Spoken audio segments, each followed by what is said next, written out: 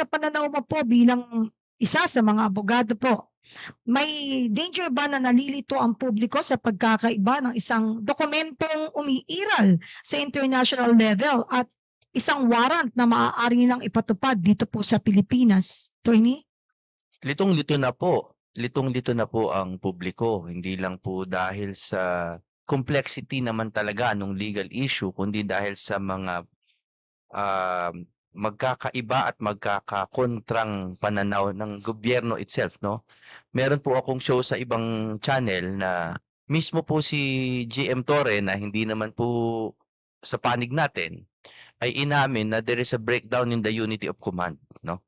Ibig sabihin, iba-iba na po yung, pati on the opinion level, iba-iba na po yung pronouncements ng gobyerno. Tatlo po kasi yung legal na landas na pinopropose ng kabila. Ano?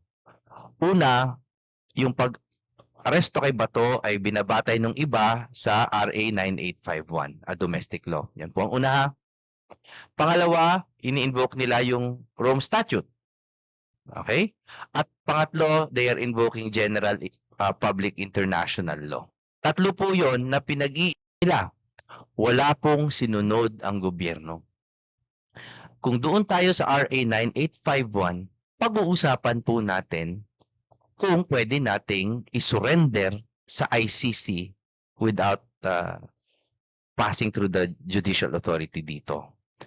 Kung pag-uusapan natin ng Rome Statute, which by the way para sa amin ay wala ng jurisdiction, hindi nila sinunod ang Article 59 at hindi nila sinunod ang regulations of the court ng ICC, particularly Regulation 31 number 3, which